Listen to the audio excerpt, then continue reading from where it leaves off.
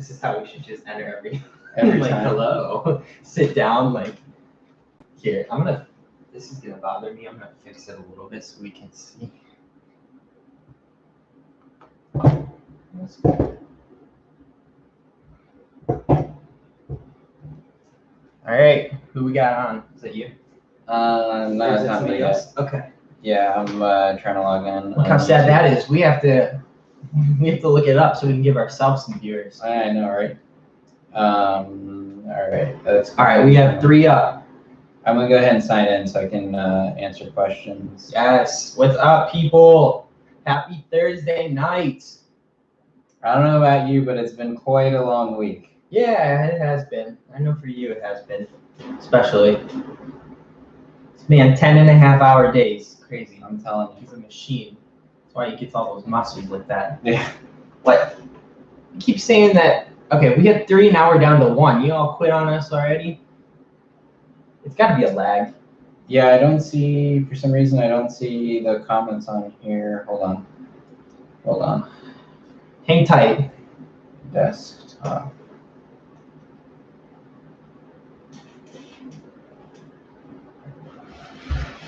I just gotta bring this over to desktop view.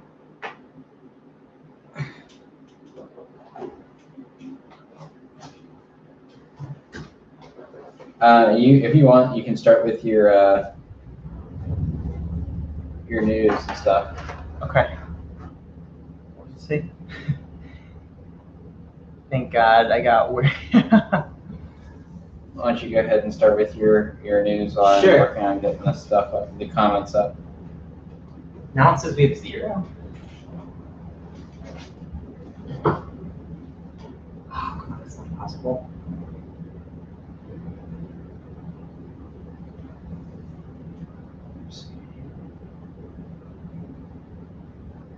Tina. Can't tell if it's just bad connection or what. Yeah, I'm having some issue on my end. It's the Wi-Fi for some reason. Yeah, it could be the Wi-Fi. Hold on. You want to start with your news and stuff while I'm doing this? Sure. Whoa. All right. What's up, people? Welcome back. Joining us for our 4th episode. Christian is trying to get online, so bear with us a little bit here. Because we have so much to break down tonight, I am going to just dive right into it because there's a lot to cover. All right, so like usual, I'm going to start this episode off by going over some of the news as far as products go. We have quite a bit of releases, to say the least. I know Christian has some announcements for Legos as well, at least for new releases. Yeah, so I'll just cover those really quick while I continue to get this up. So yeah, I'm just working on getting the desktop version of the site up so I can read your comments as usual. But we did just have a non-blurry reveal of a Season 2 Mandalorian Lego set, and that has Din Djarin in his Beskar armor. It's going to be the first appearance, unless something happens to come out before that, which isn't likely. But it's going to be the first appearance of Din Djarin in his full Beskar armor. That set is coming with 1 Tusken Raider, as well as the child. So if you do not want to spend $120, $130 on the Razor Crest to get the child, good for you, because the child is coming in another set. So there is that bit of news. There's some clear photos circulating on the internet, so there is that. And now if you want to continue with your news while I continue to hold this up. Yeah, so, all right, Black Series, Sideshow, you know I'm the guy that likes to cover all that. We talked about last week, Sideshow was teasing Moff Gideon and the Tusken Raider. We haven't gotten any official images of it as far as like official reveals or releases, so nothing more on that end. But Black Series, very, very busy the past week and a half. So I'm sure you guys have seen, if you're following the Instagram, I'm trying to keep you guys up as the week goes on so that we don't have to wait to break it all down when we get to our episode on Thursday nights. But we do have, just in case you missed it, a lot of Black Series. we had the official images of Asajj come out, which I'm happy to say I pre-ordered, and 2 members of the Bad Batch. Crosshairs, I believe, was one of the names, and then I forgot the other guy's name. But needless to say, I pre-ordered them, and I'm happy I did. Are they sold out? No, thankfully no. So they're up on Entertainment Earth, Amazon, Hasbro Pulse. They were announced last Friday, so right after our last episode, they officially released the images and the pre-orders. So get over there if you haven't already. It's first come, first serve. Usually the pre-orders with Black Series don't fill up. It's just a matter of how soon you'll get it compared to other people. It's going to depend on your place in line. So those are supposed to release around June of next year, of 2021. Then this Monday, we got what I personally have been waiting for a long time, and they've been teasing it. We got Grief Karga, Quill, and we got Moff Gideon. And when I saw they were teasing them, I think I've shared this with you guys before. I really couldn't wait for those pre-orders to drop. I was gonna need them. So because Amazon and Entertainment Earth don't charge you when you do pre-orders, I did it on both, and I'm just gonna wait and see who gets it in stock first and just cancel the other one. So hopefully no execs see this, so that they can permanently ban me, because that would ruin me, my collecting. But that's my little strategy, because that's how bad I want them. So we have those. Those are up again at Amazon, Entertainment Earth. I think you can go on a couple other. Big Bad Toy Store, I think they're up there. Yeah, Big Bad Toy Store. If you've never gotten stuff from them, they're pretty reliable, but they do take forever to get stuff in. But their policies are nice. But you can go to them for not just Star Wars, but lots of collectibles. Just want to speak, had good experience with them personally. That's good. Yeah, I definitely would agree with you. They take a little while to get in, but they're good. I've heard from a lot of people, and you're one of many. So you can head over there if you haven't pre-ordered. Also, there is a Christmas variant of the Boba Fett plush that you can now buy at Galaxy's Edge. So any of those cool handmade plush that they make there, they sell it in the alleyways there on Batu. They now have a Christmas edition, which looks kind of cool. I mean, I display a couple of the plush that I've had over the years. It goes nice with the Star Wars collection. So I don't know. We'll have to see it in person. Maybe not. There is one comment I want to interject real quickly. Yeah. I completely forgot. So you may recall the Lego Mandalorian set that I showed you still in the box, and the one that came in the Razor Crest. So this Mandalorian actually has arm printing. So he has Beskar shoulder pads and stuff like that. Oh, which that's the other cool. ones didn't have. It was just normal Lego arms like these. But these actually do have arms on the side. There was a comment on that. I did know that, but did forget to mention it. So thank you. I've noticed that, especially the more Black Series they've been releasing, honestly, a lot of the figures in general that they've been doing, whether they're Lego, whether they're Black Series, they've really been stepping their game up as far as not articulation, but just detail. I mean, it's pretty crazy how much they can even do with the Legos now. So gotta have a steady hand if you're hand painting these. I don't know exactly how they do them, but yeah, and I mean these will be for sale tomorrow. Shameless plug. But I do have some customs from Ace's workshops. You can see there's a Christmas snow trooper and some battle worn other troopers. I mean, you can look at the detail on those. They're pretty crazy. So definitely, I'll be posting some pictures on my Instagram either tonight or tomorrow. But yeah, definitely, mad respect to those talented artists out there that can paint these as well as the Black Series figures. Definitely. All right, so a little bit more news. Also, the 24-inch child plush, which Mattel's been going kind of crazy, especially with the child plush, really any plush line with Star Wars. They announced their 24-inch plush, and it's now actually hitting stores at Target. I didn't get the DPCI. You guys can message me. I'm sure I can find it at some point. I have a lot of access to this. So just let me know. But yeah, it's been hitting stores. They've been having a display in the middle of the store. So if you're interested, DM me. Also, unrelated to Star Wars, they also announced last Friday when they did the official pictures of Asajj and everything, they came out, guys, with a Marvel Legends Spider-Verse wave, which people have been waiting for a while because that movie is so popular with Miles Morales and that cartoon look. I will personally be getting those ones. I've hopped out of the of the 6-inch Marvel Legends because it's getting too expensive to do all of them. So I'm sticking mostly to Star Wars. So, but if you're into it, definitely recommend doing that. Yeah. And then we also got a first look at the Uncanny X-Men wave that's supposed to be hitting spring of 2021. Those look pretty cool too. The Uncanny X-Men House of X. So that's pretty awesome. In other news, Disney-related news, if you guys have seen, it's been going viral on YouTube, on social media. Oh, the Guardians of the Galaxy. Guardians of the Galaxy roller coaster. I mean, I don't know about y'all, but I am personally, like, I'm a big Guardians fan. I cannot wait for this roller coaster, not only because of the theming, but the fact that we're going to get some more Marvel in the Disney parks, and just the ride system is supposed to be the most advanced that we've had up until this point. And it, like, spins, kind of. Like, it doesn't look like it spins to the point of where it's, like, Vomit Comet astronaut style, but, like, if you see videos of it, it's like going, you know, along the course. Now the track looks really smooth. It almost looks reminiscent of like Rock and Roller Coaster, one of those other really smooth roller coasters, as opposed to the ones that, you know, jerk you up and down with big drops. That's what it looks like from what we've seen so far. But it does, like, you are in like a pod thing that like spins a little bit, like it drifts, if that makes sense, around corners. It's pretty. It's supposed to feel like if you were flying in a spaceship, basically in like a space battle. It's supposed to feel like that, and it looks awesome. So that video going viral, it's you know, it's like a first POV point of view experience of being on the ride. So I think that's supposed to open up summer of next year.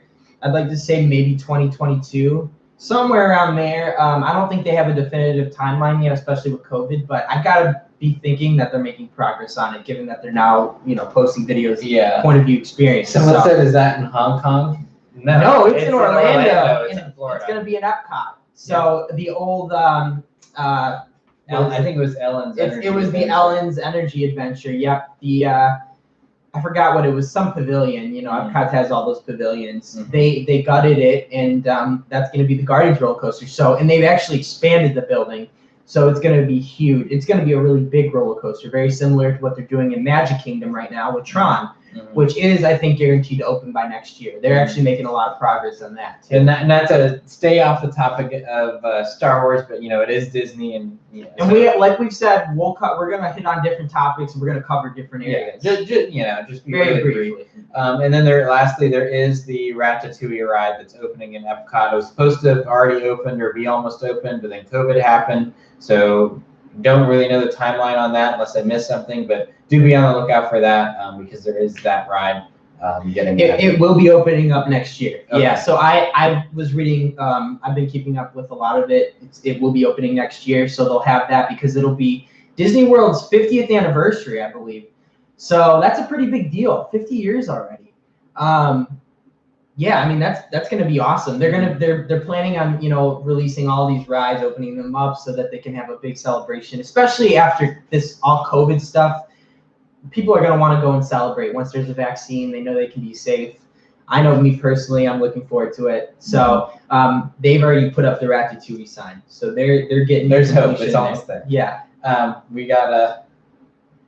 Can I get a shout out, Cody? From Austin. Austin.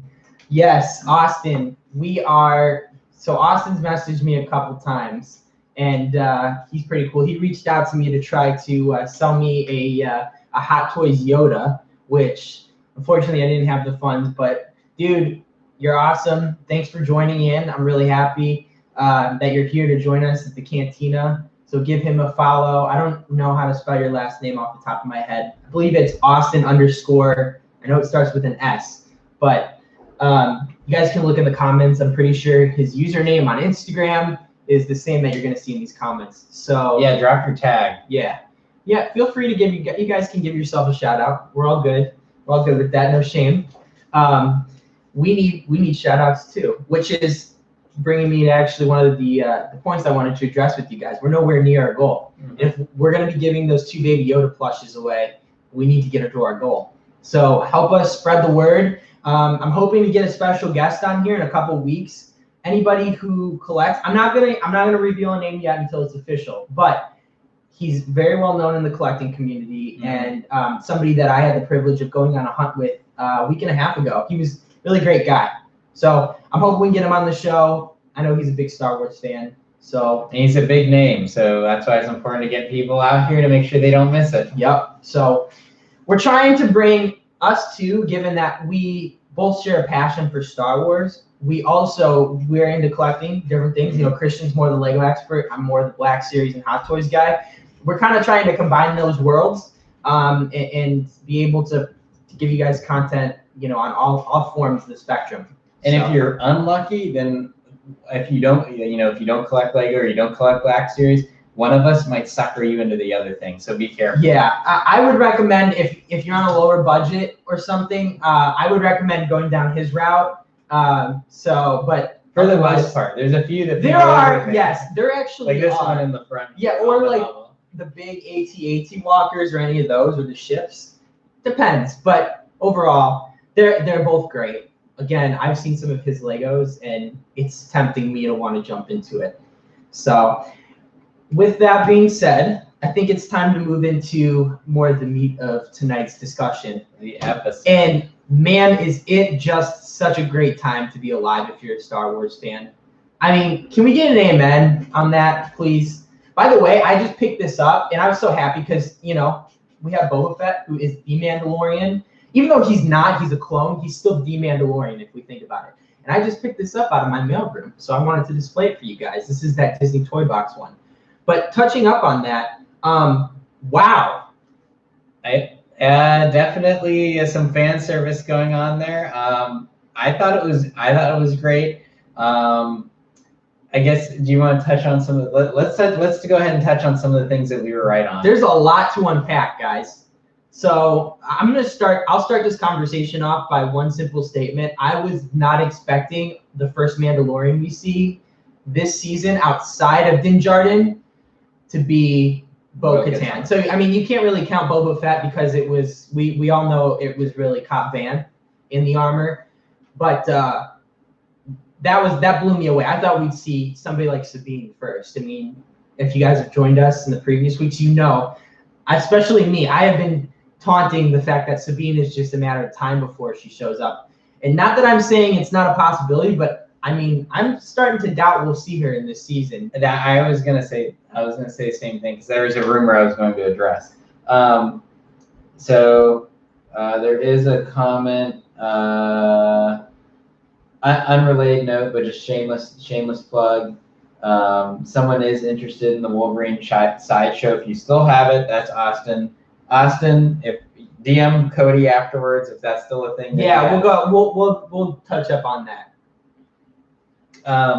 Okay, so I guess just to recap, I was partially correct in Ahsoka being teased. I said, oh, they're not going to show Ahsoka, or they're going to have some sort of teaser, and that's going to be it. I was right in that sense. I would say, honestly, a lot of my predictions have been spot on. I got to give it to this guy. So far, most of them have been either all true or half true, or could be fully true. But, I mean, you really have called it. You called that they teased Boba Fett. You said specifically that they would tease Ahsoka at the end of this episode. Mm-hmm. So, and it was towards the end. It wasn't perfectly the end, but it was definitely. That counts in my book. Yeah. I'm actually pretty surprised. Like, you've been pretty spot on with most of your predictions. Ahsoka, like, and we'll get more into this, but like, they didn't just tease Ahsoka, they just flat out, she's like, you'll see Ahsoka. Well, you knew when you saw Bo-Katan that it was a matter of time now. It's like, all right, where's Ahsoka? Because we know that in Clone Wars and even in Rebels, we see them together so much. They're like, especially in season 7 of Clone Wars, like they're almost bound to be near each other for some reason. It's like when you have one, you get the other. Yeah. So on that note, I'm going to make a bold prediction for season 2, and not saying that she wants to show up in season 3. I don't have a complete thought on that, but bold prediction: we are not going to get Sabine. That's my prediction. I am skeptical. I mean, not that I have anything against her because I've made comments on her before, but to me, when I thought of, Mandalorians most likely to show up, I thought Bo-Katan was my number one. I never thought of Sabine until someone said, oh, Sabine. Now the reason that I'm not thinking Sabine is going to show up is before this whole thing happened, I I believe she also did like ring fighting similar to Gina. There was the actress that played Koska Reeves, who was one of the Mandalorians that was with Bo-Katan that we just saw, was played by a lady named Mercedes. I'm probably butchering the last name, but Varnado. And the reason I say that is people originally predicted when she was on the casting call originally that she was going to be Sabine. Yeah. And the fact that that is already gone, like she's already another character, that leads me to think, okay, that Sabine rumor is probably false, and it wasn't her. And as far as leaks, we know that was all of like the major players, actors or actresses that were going to show up, unless it's some new person. Like I never knew who Daisy Ridley was before Rey, and she wasn't in that many things. So it's possible to get someone new, but I'm saying that points towards Sabine not being there. And then there was actually something else, and that was, I believe it was Gina that said this a few months ago. She teased that she saw a bunch of rumors on the internet about who's going to be in it and who wasn't, and she said some of them are true and others are pure fiction. Mm-hmm. So with that statement and with that other actress already being assigned to another character, I am going to make the prediction that we're not going to get Sabine at all this season. Now, she could show up next season. I'm not going to make any prediction for that, but I'm going to say bold prediction, no Sabine this season. If you were to have asked me last episode if I would have thought Sabine, I mean, you heard me. Like I said, I've been talking to her from pretty much the get-go. Mm-hmm. I would have said you're crazy, but I got to be honest, I'm kind of in the middle. I'm not as far as to say that she's not going to be in it, because then again, they did do a good job of hiding the child from us up until the first episode aired. Mm-hmm. But yeah, I mean, now that rumor's debunked about her, but the actress, I gotta say, I've definitely lost faith that we're gonna see Sabine, at least in this season. The only thing that gives me hope, though, that we're still gonna see her is the fact that last time we saw this, the end of Rebels. The last time we saw Ahsoka and Sabine, they were together and they were getting ready to go look for Ezra. So spoiler alert if you haven't seen the end of Rebels, but there you go. Yeah, so I don't know. I mean, I'm kind of holding out hope we'll still get her because Sabine's one of my favorites. But needless to say, I mean, Bo-Katan showing up really did, even if they don't show Sabine, it's been enough to fill me up for the most part. And how cool was it to not only see Bo-Katan, but to see her little minions, that's what I call them, yeah. and Din Djarin crash an Imperial supply ship, right?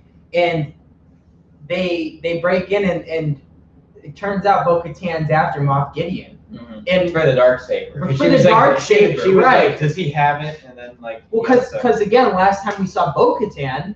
She had the Darksaber. She had the Darksaber at the end of Rebels, right? So it makes sense. And I can't wait to see where they take this story. Or how she got it taken from her. And another thing that this guy was starting to call was that they were going to start to transition away from the child. I disagreed with that. To be honest with you, it's starting to look that way because if you haven't noticed, they're still giving us the daily dose of the child in every episode, but it's not so much focused on that, more so as it's now starting to focus on Mandalore as a whole. Mm-hmm. And now we know that there's different sects or religions of the Mandalorians. Yeah, like in the Clone Wars, anime show, we always knew like that there was, a lot of civil conflict and different factions, but we actually learn when he makes a comment about like, why did you take your helmet off? And he gets like spastic over that. And then the guy's name is Axe, the male Mandalorian that was with Bo-Katan. He makes a comment like, oh, he's one of them or something like that, some snide comment. But they basically say that Din Djarin is a member of a group called the Children of the Watch, which they call them basically a bunch of religious zealots called like extremists. Now he didn't know that. Now whether or not the other Mandalorians, like the armor and the ones from season 1, knew that was their connotation or whatever their organization is. Point is we got another piece of the puzzle that might give us more insight as to Din Djarin, and really I see this as him figuring out an identity for himself too, because he was a foundling and now he's trying to learn his place in all this. So really, I think this is an identity I don't want to say identity crisis, but part of the story is about him finding his identity. What's on the notepad? The notepad is some notes that I thought I will make sure we don't miss. No, that's a great point. I think too. Well, first of all, I think now that he's been around other Mandalorians that do take, they're not like so drawn and abiding by the Kree that I think Din Djarin's going to probably start to take his helmet off more, so we'll start to see Pedro Pascal's head a little bit. I mean, it's really cool. Like, my thing was when I'm watching Clone Wars and Rebels is that, Sabine and Bo-Katan and really all the Mandalores we had seen up until this point, other than Din Djarin and like Boba Fett, they take their helmets off.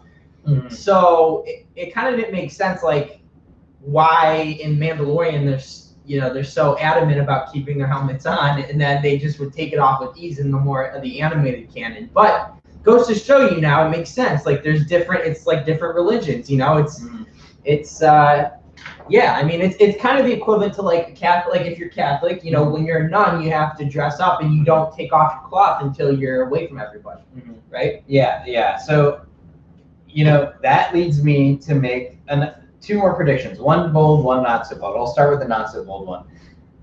Theory: the Children of the Watch is some spinoff of Death Watch faction. I don't think that's a bold assumption. I mean, the fact that they both have, we have Death Watch and then Children of the Watch, like, to me, like, the only word missing out of that is death. But so I think that's probably where it's gonna go. Now, I think this sequence of events was very deliberate for plot armor. You don't know what I'm about to say, but you may recall at the beginning of the season I predicted Cara Dune will die. Whether or not she appears this next episode, which I think she will, and I believe you share that same sentiment, but I don't know if this is going to be the episode that she dies often, if she does die. But the reason I am thinking that this entire thing was deliberate was, not to get all Raylo on everyone, but I thought towards the end of the Mandalorian season 1, there was, a little bit of subtle romance between Din Djarin and Cara Dune. So my bold prediction is, if Cara Dune dies, the last thing she's going to see is Din Djarin taking his helmet off for the first time. It could be, and that's the bold prediction I'm going to make. This will happen either when she dies or in some climactic moment where they think they're going to die and he takes his helmet off after learning from Bo-Katan that there's more than one of the way, so to speak. So that's my bold prediction there. I'm glad you brought up the Cara Dune, because that's my next point. This guy's like way ahead of the game. I swear, I think you're psychic. I'm starting to think this guy's psychic, or I don't know, but I did want to say, though, before we move into the Cara Dune point a little bit more, that both of us were right about the Frog Lady being a one-time deal. And I saw a funny meme too. I think I posted it on our Instagram story. Sometime this week, or maybe even like yesterday or today. It's been a long week. I don't remember. But was it the one she's in season 1? The Frog Lady? Yeah.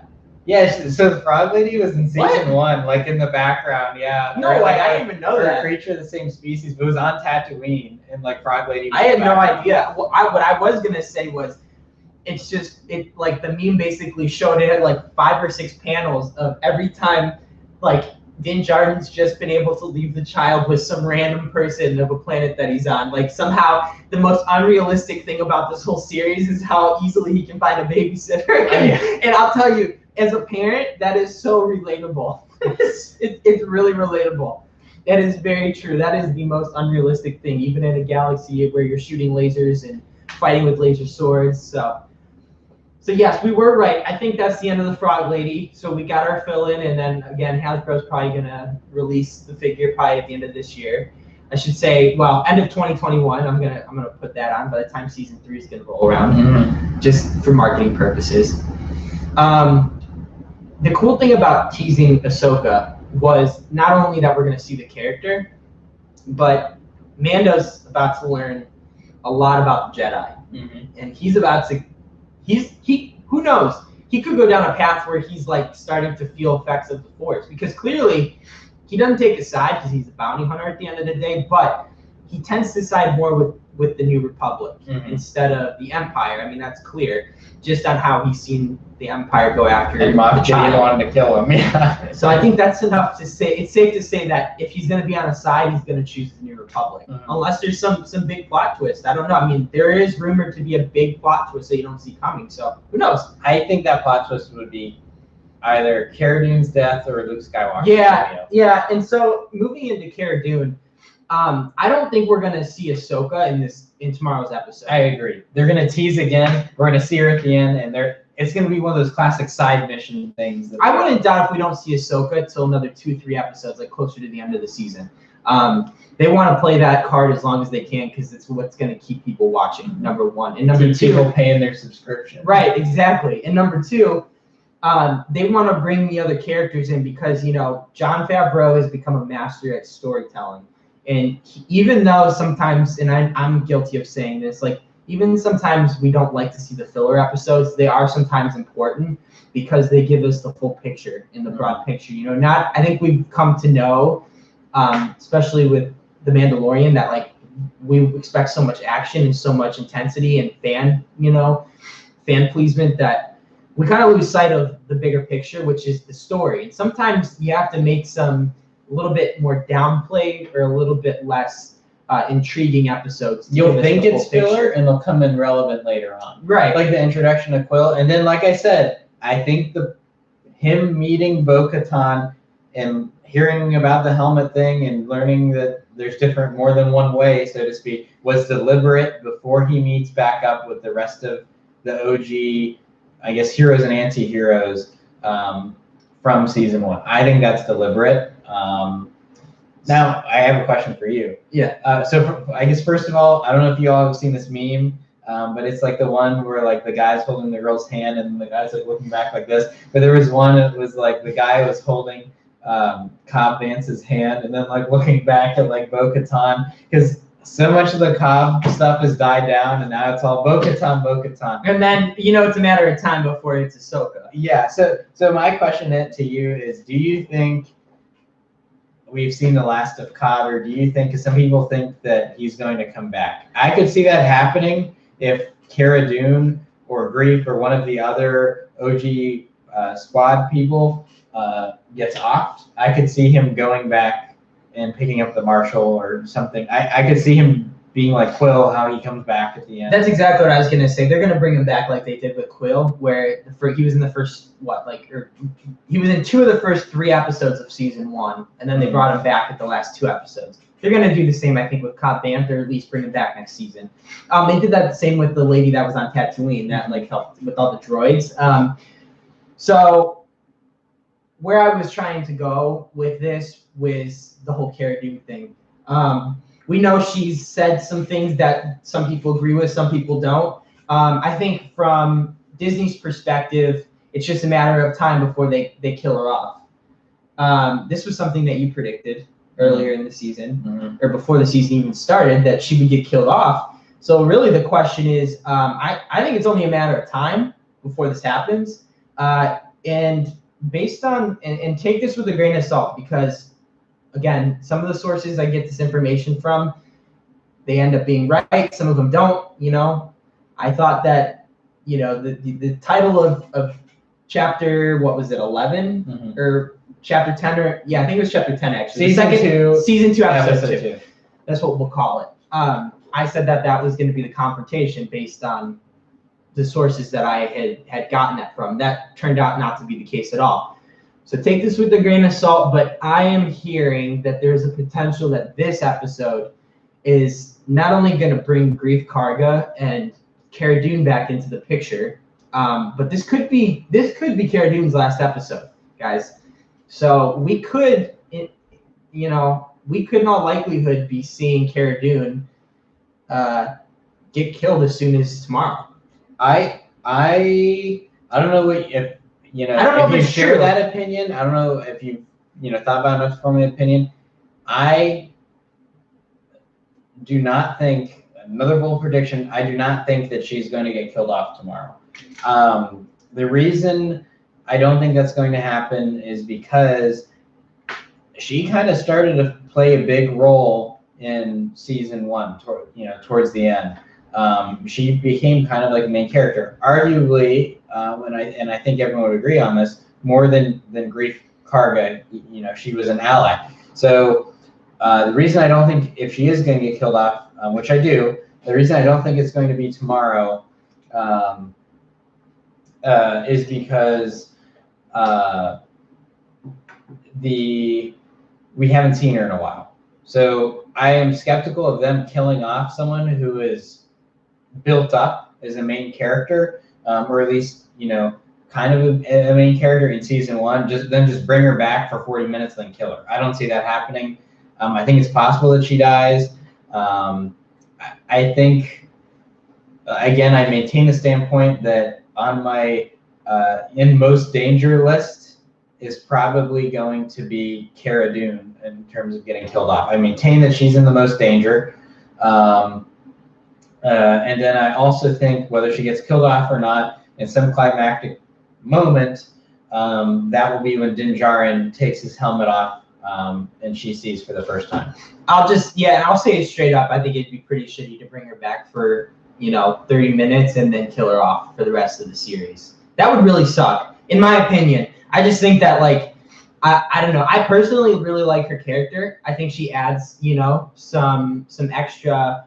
It's a different personality. I think she adds a different personality to the mix of characters. I think she complements, this group that they're building really well. I would hate to see her go so fast. So I'm hoping you're right. I mean, I don't really know where I stand on it happening tomorrow. I got to be honest. I don't know if I'm buying that rumor either, but it's possible. So I figured I'd put it out there.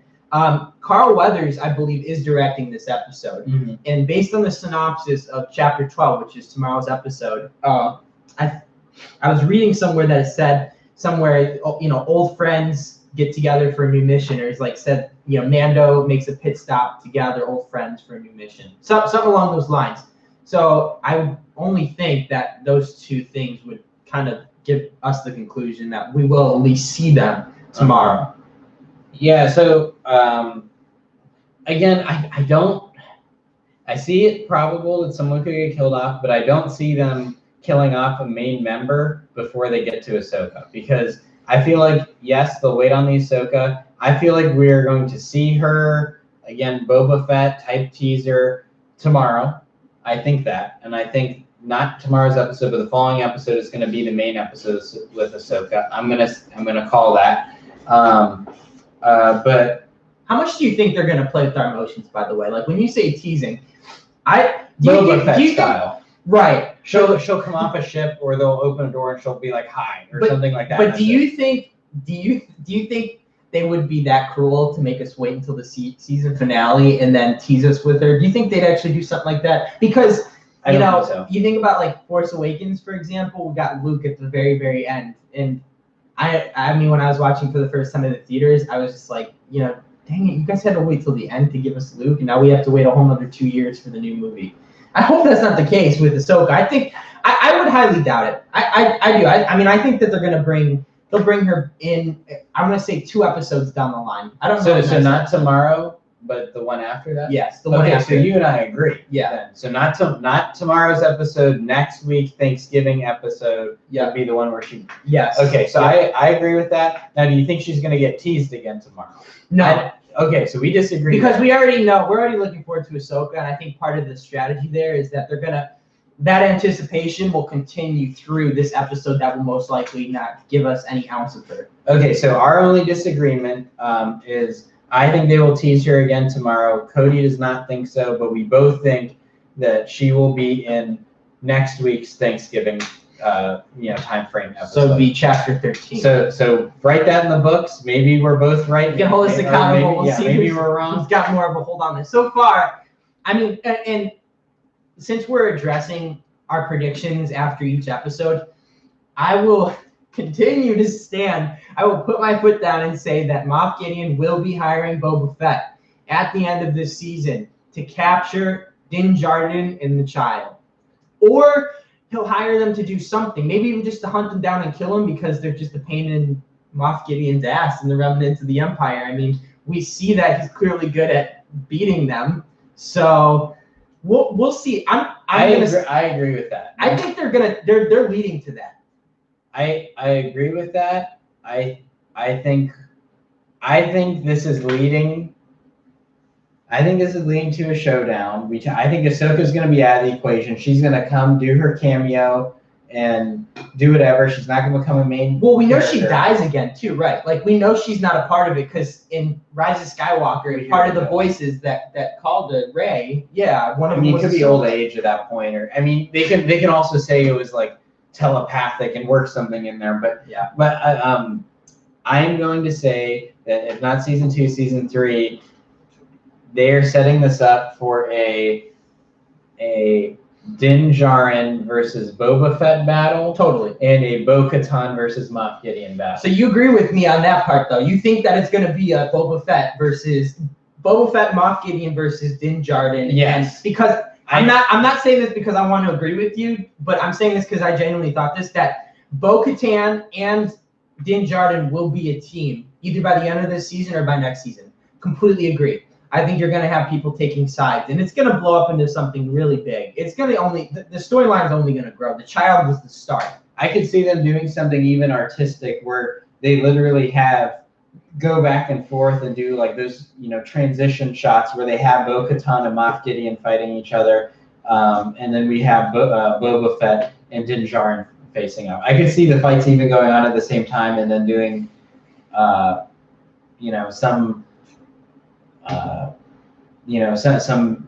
some transitioning to show like what them going on simultaneously. I agree with that prediction. I am going to be shifting my view to, maybe not season 2, maybe season 3, maybe they'll tease it at the end. Not sure on the timeline, but I do think that's going to happen. Yeah. All right. Well, with that being said, we'll just have to wait and see because most of Christian's predictions have been, again, true and half true. I should just write these. I should write these myself. You should direct an episode. Since every episode gets a different director, you should do that. Bryce Dallas Howard, shout out to her. She did an amazing job on last episode. She clearly gets Star Wars. Mm-hmm. So, because when you direct an episode, you're left to do your own creative work. I'm pretty sure Jon Favreau basically says, the storyline, do what you think is the best. You're writing a Bible of science fiction. Pretty much. Nothing against Trekkies. I watched Star Trek 2 and I like it, but you're basically writing the Bible of science fiction. Yeah, no, totally. So yeah, we'll just have to wait and see. I mean, there's also been things that we didn't call or stuff that like with Bo-Katan that we got much earlier than we thought we would. So I mean, we're only going to be 4 episodes into the season, so we'll be about the halfway point tomorrow. So there's 2 comments here. So straight from some discussion. Number 1, from Opa side, I think the guy Axe who was with Bo-Katan was the dude that saved Mandalorian as a kid. And then there's some discussion that the age might be right, but I also saw that rumor. I can't remember the age off the top of my head, but that would be interesting. Well, that would mean he'd be a part of the part of the Children of the Watch, wouldn't it? Yeah, that's why I'm skeptical of that because he probably joined whatever Mandalorian faction was the one that picked him up. Because he said, I'm a foundling. And to be told you're a foundling, like to me that indicates that he was picked up by someone that was a child of the Watch. Right. And like the rest of the Children of the Watch knew he was a foundling. So unless he got like stolen, like child nabbed or something along the way, I don't think that is going to be the case. Now the other one, I don't know if you have a different opinion on that, or you agree? No, I mean it's pretty straightforward. I think I agree with you for the most part. So I think the other one is okay. Someone said basically comments on Boba Fett. So addressing Boba Fett, when do we think he's going to show up again? At the end of this season. You think we're not going to see him until the end of the season? I mean, we might get bits and pieces of him, I guess, but like in the armor, like we know him, I don't think we're going to get it till at least the end of the season. Maybe not even till next. Yeah, But we have to remember Din Djarin does have the armor. Yeah, he's gonna have to take it back. Like, I see them doing something like you saw how he was in episode 1, kind of like staring menacingly and then like walks away. I can see them at the end of this episode, like him like poking out from the shadows, like peekaboo, I spy, like be watching and then like walk away again. Like I could see them adding that throughout the episode of like hiding him in the background, like looking and then like. But I agree. I think we won't see him get his full armor, like his Boba Fett armor as we know him, until the last episode of the season. That's my prediction. And that's, if Din Djarin even holds on to the armor, which we haven't seen the armor in a few episodes, so I'm assuming he still has it, given how obsessed he was with having it back. Yeah, but as my prediction is last episode, Boba Fett will get his armor. It's funny when you bring Boba Fett into the equation, how much of a fan base it draws, because there's people like us, and most likely people on this chat, that are diehard Star Wars fans that have a broad knowledge of the canon and all these characters like Bo-Katan. And then there's your casual watchers who maybe haven't watched all of the canon and aren't quite as in-depth and in touch with the characters. Mm-hmm. But everybody who is a Star Wars fan, even in the slightest bit, knows who Boba Fett is. And so it's just, he's such a pull factor for this series, which just makes Jon Favreau look all the more brilliant. I was talking with my dad today, and he actually really likes the show. He is not a sci-fi guy. He's never been even close to like a collector or a nerd. He's the kind of guy that would probably laugh at it, to be honest. Mm-hmm. And he likes The Mandalorian. And so he said that he finished watching the first episode. And he's like, yeah, it was all right. And I said, oh, okay, cool. I was like, yeah, it's pretty cool. He's like, yeah, I didn't get the part with the dragon and all that. And then like the whole sheriff guy showing up. I said, well, the guy's name is Cobb Vanth, who was wearing Boba Fett's armor. He goes, his name was what? What? Yeah. Cobb Vanth? He goes, what? That was Boba Fett's armor? And I said, yeah. He goes, no way, get out of here. And I said, yeah. And you remember the guy staring at the speeder as Mando was driving with the child on the speeder bike? Do you remember that part? He goes, yeah. He's like, yeah, I didn't really understand. I said, that's Boba Fett. And he goes, get out of here. And he's like, well, now that makes a whole lot more sense. Mm-hmm. So it just goes to show you, like, Boba Fett, and I'm glad whoever brought that up, that they did, Boba Fett is a huge pull. And I think Disney is going to do whatever they can to market him in new ways that they haven't before. But notice they didn't overdo it with Bo-Katan either. Like they did not. So and that was good. That was good. And I like, too, by the way, that they have Katie Sackhoff as Bo-Katan, because she looks like it. She obviously is the voice, and she's perfect. She's perfect for it. Aside from the voice, she actually looks like Bo-Katan in the series. So animated. Yeah. So that was one of my concerns: is if they keep adding in all these main characters, are we gonna lose the focus? But I think they're doing a good job of throttling how much they're keep it modest. Pacing themselves. So I like that. Now I just a thought is Darth Maul and Boba Fett are very similar in the sense that episode 1, you look at it, Darth Maul said like 1 or 2 lines and he got killed off, and not to say he wasn't, he was technically a main character, but he kind of didn't have a big impact until Clone Wars canon. And I would say Boba Fett's the same way. You probably heard his name a handful of times in the original trilogy. Cool looking guy. Yeah, and don't really know much. You get Han, it's like, Boba Fett, where? And like that was the extent I think I remember hearing his name, and then he goes into the Sarlacc. So Darth Maul and Boba Fett are really similar in that they built their story up and added on in canon to their arcs. They play a bigger picture. I want to bring, and as we're talking about this, could it be that, I'm pretty sure, like, in the Skywalker saga, like the sequels in the Skywalker saga, we don't get any Mandalorians from anything I can remember, like not even a slight glimpse. Mm-hmm. So I've got to think at the end of this series, the Mandalorians are going to be extinct. At least the religion or the creed. Yeah, or they go into hiding. I've got to think so. And could Boba Fett be part of the reason why? Maybe that they could be taking it in that direction. You got to think about all the possibilities.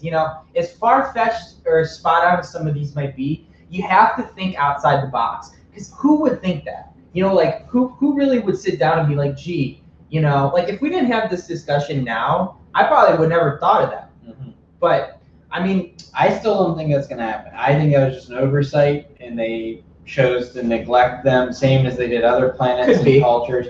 But I don't think that's going to happen, but I wouldn't be surprised. Like if I say that, it's not going to shock me because I'm going to say, okay, yeah, that makes sense. Maybe Boba Fett, because when you say you want to see, you think he might play like a bigger picture with his story arc. I gotta think they're gonna do something pretty dramatic. Like we know Maul, his whole point and his whole purpose was literally to distract. Like every move that Maul made, the Emperor had foreseen, right? And he literally like orchestrated everything to the point where at the very exact moment that Maul became a threat again, on top of the Clone Wars that were going on, that's when Darth Sidious used him to try to sway Anakin's master, Obi-Wan, away from him so that Palpatine could then try to seduce Anakin to the dark side. Like, what a brilliant story arc. I mean, it was awesome. I mean, yeah, is it still a little far-fetched that he survived the fall that he did in Phantom of the Menace and getting cut in half? Yeah, but if you look past that and you're able to get past that, his story arc is great. So, I mean, I personally would love to see Boba Fett's story arc take on a significant meaning like that, Yeah, no, I 100% agree with you. Like I said, they expanded upon them really well, and it shows that there's a lot of creativity that goes on in there. Now, there's a comment here from Spear Like Halo. Jen is gonna use the Krayt Dragon orb to make a lightsaber. Yes, I heard that rumor.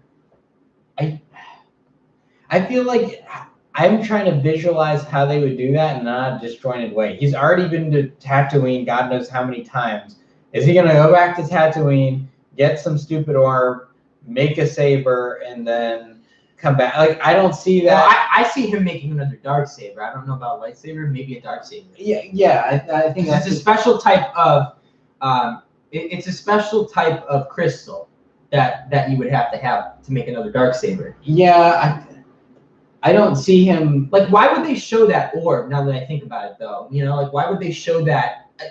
Unless it had some significance down the line. I mean, to me, it was like, I don't know. I looked at it the same way as like the Jawas and the egg in season 1. Right, they just ate the thing where, now they just want this because they want to sell it or pawn it off. The only way you see him using this Krayt Dragon orb is if it ends up somewhere off of Tatooine. I'd at least be really disappointed if he goes back to Tatooine yet again. Like, if he goes back again and again and again, like, I'd be like, what is it with this planet? Third or fourth time. Yeah, out of all the planets in the universe, Tatooine, this desert planet, seems to be the shit show that causes all this. We're gonna see Tatooine. I just hope Din Djarin isn't the one going back there. I think it's gonna be when Moff Gideon goes to try to hire Boba Fett again. I want to know if Boba Fett's stranded because well, if we're gonna see Boba Fett again, I don't see how we're not gonna at least see Tatooine once more. I think he still has the Slave One. They're gonna cameo that ship. It's gonna be back. I think they're gonna show it. Man, that would just be. Wouldn't that just be like the icing on the cake for what has already been kind of a whirlwind of excitement? Yeah, I don't know if you share the same prediction, but I don't see them not showing the Slave One, or at least a piece of it, or like some remnant of it. Like, they're gonna show the Slave One in some capacity, I think. Yeah, because we never saw it get destroyed or anything, so I could easily see it. Question is, how did he get it back? I really haven't put much thought into it, to be honest, because I just focus more on the character versus his ship. But I mean, if you look at it, like, the Slave One is arguably, next to the Millennium Falcon, one of the top 3 or 4 most prominent and famous ships in Star Wars. So, I mean, you have the Millennium Falcon, the TIE Fighter, and I'd argue Slave One would be 3. Now, the Razor Crest is getting up there. The Razor Crest is definitely getting up there. But I think they're going to fix the Razor Crest because they just released the Lego ship. I mean, yeah, it would be more product, but like the Razor Crest, I feel like is slowly becoming. I don't want to put them in the same tier because that would be blasphemy, but I feel like it's slowly becoming an icon similar to Millennium Falcon, Slave One, where you see the ship and you associate it with the character. You see the character and associate with the ship. So I see that being repaired. I have something that I've read before a long time ago. I don't know if it's going to happen, and it was, do you think there is any indication that they may decanonize Rebels? And the reason is there were some conflictions between season 7 of the Clone Wars and Rebels. For example, Rex says that he never turns on the Jedi, but he technically did. He tried shooting. I mean, yeah, you're getting technical, but my point is there's room. And then we see Darth Maul in the Solo movie. I mean, technically Obi-Wan in Rebels kills Darth Maul, but I could honestly see them Well, Solo takes place during the time of Rebels. It does. So that would fall on the timeline right before he would have been killed. It does, but my point is I think there is enough justification in there. Like, you know, I've watched Rebels a little bit. I don't have an opinion on keeping it or getting rid of it. But my point is I could see that being a thing. And the reason I bring that up is if we don't get Sabine and we don't get Ezra, then that would be the justification, is because in season 7, really the buddies were Bo-Katan and Ahsoka. So I could see that happening if they went the route of decanonizing Rebels. Now let's say they kept it in canon. Sabine is probably with Ezra off screen somewhere, assuming Ezra's still alive, which I don't think they would kill him off screen. That'd be a little weird. But I think if Rebels is still canon, Ezra and Sabine are off camera somewhere. Well, we don't even know if Thrawn's died too. They could throw him in there just to make things fun. But I don't think they decanonize it. I think I have to disagree with you there. I think Rebels was made with the intent to be the sequel to Clone Wars, and Dave Filoni's the director. He made both Clone Wars and Rebels, and now Dave Filoni is the executive director on Mandalorian. I really don't see that happening with him, because he's got a purpose for all of it. I think if anything, they'll figure out a way to justify or clarify what they meant. Yeah, I don't for clarification, I don't think it's going to happen, but if it does happen, I wouldn't be jaw-dropping shocked. I'm saying, I could see it happening. I don't think it's going to happen, but I wouldn't be shocked. And just a side note, a little bit off this, but just think back to last episode. I thought it was really cool that we got to see the Mon Calamari, because that's the first time we've seen them in live action, other than the films that we know. We've always seen them in the animated series, but we've never seen them in a show like that. It's live action. So and there's an Easter egg with the Mon Calamari. Was it? Yeah. So first of all, there's a meme going around that the one that was blue, that was kind of really funny, going like this. There's a meme saying that I don't know if it's the exact same one, but he is wearing a sweater from JCPenney or something, and the sweater looks really similar. So that's funny. But there's so if you're a fan of Battlefront 2, I forgot to tell you this. Battlefront 2, which is technically canon, we get a character who is Imperial. Spoiler alert. Hopefully you've beaten it if you're going to play it by now, because the game's been out for a few years. A character named Iden Versio. She was the main character of the campaign. She kind of sort of cameoed in this last episode, actually. What? Yes. Really? Yes. So that I liked her character, by the way. Yeah, no, she's great. They did a good job, especially for a video game. Yeah, so her she was a puppeteer for the nostrils of one of the Mon Calamari or something like that. She had some part with bringing one of the creatures to life. So she physically was in the background, but I do think if you're a fan of Iden, that does bode well, because she has done, comically, but she's done some work with live action, so I don't think it's out of question. All right, last little topic tonight. There's not too much I think we can dive into with this one, but I tasked you with the usual. My question was, is the child related to Yoda and Yaddle, or is he just the same species? What do you think? I am going to say, well, we don't know much about Yoda or Yaddle species. We don't know if there's a few of them left, or if there's a whole planet or jungle full or swamp full of Yodas. That would be a funny sight to see. Now, the reason I bring that up is because if they are, limited how many are left, and I think there's a very good probability that they could actually be related. Now, Do I think that's the case? I don't think he's related. Also, do we know the child is a guy? I know I've seen a lot of people referring to him as a he, but I wasn't sure if they were. Yeah, the child's a boy. Okay, so I don't think he's related, unless it is a very, I guess endangered race, you would say. That's my opinion. I think that would be a little too cliche. But that's me. He could be genetically engineered to be a clone, honestly, of Yoda. Oh God, yeah, we already have the Palpatine clones. Yeah. I mean, who knows? And that could bring in the whole story arc of how Palpatine was able to clone himself or something. I don't know. Oh, there could be an element of the Force that we have yet to understand or explore. The short answer for me is no. I agree. We've agreed a lot tonight. I don't think he's related to them. I just think he's the same species. I think if anything, the closest they'll get is he'll be a carbon copy of a young Yoda. And there's a reason I want to bring that up, because you made me think of something. Yeah. I think the probability of that is actually higher than you think. Of what? Him being a clone of Yoda. Yeah, well, I don't doubt it. Engineer. The reason being is the Empire wants him. And right. In the Empire, in the Sith cultists were the ones that eventually cloned Palpatine. You took the wind out of my wings, literally. So I could totally see that, after the Rise of Skywalker, and people wanting to know more about Palpatine's backstory, how he survived Sith cloning, we didn't get a whole lot. I could totally see the justification about this entire arc leading up to this being a cloning trial run.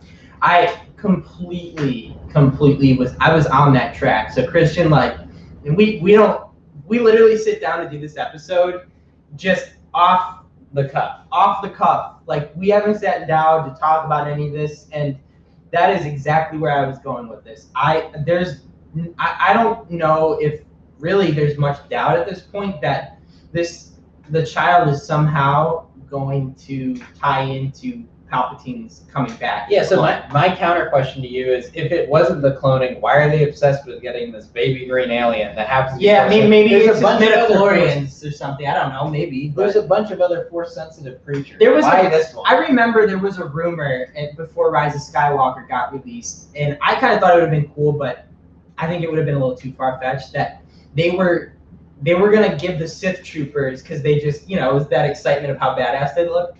They were going to give the Sith troopers Force powers and Force wielding abilities, and that's how they would tie Baby Yoda in, so that they could make like a whole army of stormtroopers that could use the Force, basically. And that, I mean, again, there's still some, they could probably connect it, but that's not the case, I don't think, at this point. Yeah, So what else could it be other than for the Emperor, bring the Empire back? Why would they, if he's not a clone, why would they be so obsessed with him individually? Like, okay, he has a midichlorian count. Anakin, chosen one, high midichlorian count. We know he's the chosen one, blah, blah, blah. And I guarantee you Baby Yoda, nothing against Baby Yoda, but his midichlorian count's definitely not as high. It's probably high, but literally, my question is, if he's not a result of cloning or used in the cloning process some way, why do they want this little baby green alien specifically instead of go getting some other Force-sensitive kid? Yeah. Maybe they really wanted that one, but you would have thought, after there was such resistance, to giving him back to the Empire, that they would have just given up if it didn't. Well, and maybe they use the child too to create Snoke, because we know Snoke was genetically engineered. He was his own character, his own personality, but he was like a puppet on the end of a string for the Emperor. Mm-hmm. At least that's how they've wrapped it to us at this point. So maybe they wanted to use him and to make Snoke, who would be the figurehead of the First Order until he got chopped in half or got stabbed by Kylo. So there's one more point I want to make. Yeah. That on this topic you brought up. So this was always something that seemed like a plot hole to me, but I never once saw it got brought up. So do you remember, I forget his name, the guy that was like, I would like to see the baby, that was in all those memes? The client. The client. Now, remember he said, all we can give you, no tracking swap, all we can give you is blah, blah, blah, ID, and he's like, just his age. So to me, knowing the age tells me that they knew something about the origin of Baby Yoda. Or the species in general. Or the species in general. But I think it's less tied to the species and more so about the origin of Baby Yoda because they know he exists, right? They need to know his origin about when he's been born. So they need to have either had possession of him at some time, which they could probably. Yeah, that's exactly what I was gonna say. Yeah, but my question is like, how did he just end up floating? Remember where they found him? They found him in like a shed, practically. I mean, he was in like a building. So, you know, you would think that for something very, I mean, granted it was guarded by like scavengers or gang members or whatever, but like Moff Gideon and stormtroopers would have just taken care of him. So I think that them having information on Baby Yoda indicates that there has to be something with his birth that is pertinent to the story that we have not found. Maybe he was their first trial run. Who knows? Maybe he was the Empire's creation, or the people that were left of the Empire. Maybe he was their original creation, and they need him back to be able to clone other people that were important, like the Emperor. Mm-hmm. They could go a lot of ways. I'd have to put more thought into what I really think it's going to be, but time will tell. And, I mean, and you notice. Okay, so you notice the clone of the Emperor was of the Emperor. Now that sounds obvious, but the clone of Baby Yoda, if it is a clone, would be cloned from Yoda. So the point is that's something else that could possibly be an indicator because it's of the same species, of the same type of character that's force sensitive. So I think that's an indicator there. It's not like it was a baby like Mon Calamari or something that was force sensitive. If that was the case, I'd be a little bit more skeptical. But I think there's some indication there that the origin of Baby Yoda is going to be pertinent to the story. That's all from me. Yeah, I'm pretty much. I've said pretty much everything I think at least to this point. We'll have more information like we do every week.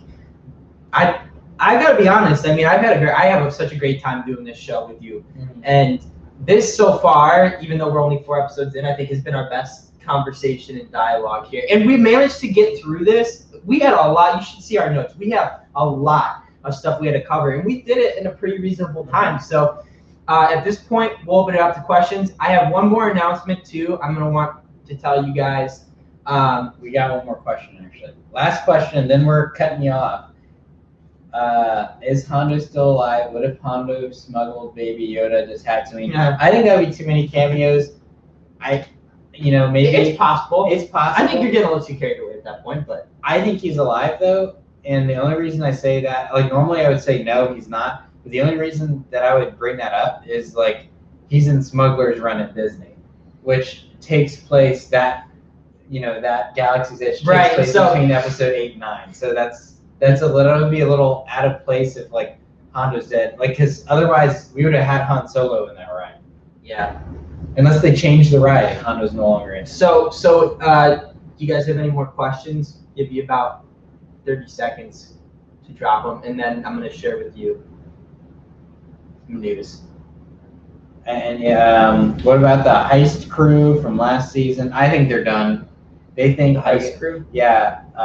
Spirit like Halo things. Oh, I hope they're done. I really didn't enjoy that episode that much. I think they're done. They were a bunch of arrogant, They didn't grow on me. They were annoying. Yeah. And they got their ass handed to them. I think they're done. I hope that blue Twi'lek is dead. I hope so too. What is it? What's that? The Twi'lek. Is that who is that? Wait, who is that? From season 1. She was like uncomfortably flirty with. Oh right. Jar, like yeah, that one. Which what was I thinking of? We are going to see the guy that was frozen in carbonite though, the blue fish looking guy. Oh yeah. We are going to get him. We might get him in this next episode too. I'm glad that you brought up a blue person. That reminded me. They made a Funko of him, so we're gonna see. We saw him in the trailer. Right, and it's funny because like he didn't really play much of a part. That's the first glimpse of the Mandalorian we ever got was in that first episode. But he was kind of funny. Like whenever he managed the few lines he had, he was pretty funny. So I'm kind of curious to see if he has any meaning in this story. So or if it's gonna be another like in and out like camp. Well, point is he's out of the carbonite. He's probably gonna be like a little part, and he's gonna remember he made a joke about wanting to make it back to his family for the summer or winter solstice or whatever. That's probably he's gonna be like freedom and make it back to like his family or whatever, and that's gonna be like the punchline that they put in there probably. Yeah, no, I don't know because we don't know who he got delivered to. I don't think like he gave Grief Karga the thing, but to my understanding, the structure of Grief Karga is just a handler. So we'll need more answers. Can't make a prediction on that, but questions? I think we're good. Okay. All right, so we'll stop it there tonight for questions. Last announcement. I don't actually have a question for you guys to leave you with this week. I kind of want to watch how this next episode plays out. Is Baby Yoda a clone? That's my question. If he's not going to give you homework, I will. You're not getting out of it. So yes, you can think about that's a great So we can play off of this week's question. Is Baby Yoda a clone? If not, why not? If so, is he going to play a larger role in the rise of the First Order? In the revival of Palpatine. You've heard our answers, and maybe we can dive a little bit deeper into it next episode. But we want to hear from you guys. So with that being said, I have a lot of mail calls lately. I'm really happy because this guy pointed me to somebody who's been selling me. He's getting ready to sell me a ton of Black Series tomorrow. Mm-hmm. I'll be able to finish off all the ones that I had previously sold off that I completely regretted doing. And I'll be all caught up so that by the time these new releases roll around, I'll be able to buy them. I picked up the Diamond Select Boba Fett. So I got this one from the Disney store, and I also got that Diamond Select. But I got something even better. I just pulled the trigger yesterday on the Hot Toys Incinerator Trooper. Mm-hmm. And what did you want you to say in case they don't remember who? You should remember who he is. But the Incinerator Trooper, I think most of us can remember the season finale when Baby Yoda sticks his hand up at the flames. Yeah, that's the Incinerator Trooper, the badass looking stormtrooper who is, in my opinion, at least just my opinion, my favorite looking stormtrooper, or any trooper to that matter, up until this point. So I pulled the trigger on the Hot Toy, and it should be here hopefully in a week or two. Mm-hmm. But when I get it, I told you guys we're going to be doing separate videos. Mm-hmm. They might or might not be live streamed, but we will be doing videos. So I want to make this my first review video. So when I get my Incinerator Trooper, I want to give you guys a live stream of the unboxing and a review. If you're interested, I'll put it up for a poll on our Instagram page. So check out our story on our Instagram page after this. I want to see if you'd rather have it live streamed or you want me to just film it. I want to do it for you guys, however you can fit into your schedule. I want you to be able to watch it. But I also can't wait to unbox this thing. And I know as soon as I get it, I'm going to want to do it fast and put it up on my display. So you guys let me know in just a little bit on our Instagram what you think. I would love to do the unboxing. And that's pretty much it for me tonight. So we have a lot that's probably going to happen here. I have a feeling we'll have a couple of jaw droppers in this next episode, but I know we'll be ready to touch up on all of it next week. Mm-hmm. So that's it for tonight, guys. Thank you again for tuning in. Spread the word. I'll say it every episode. Spread the word. We need people. Come here. See ya.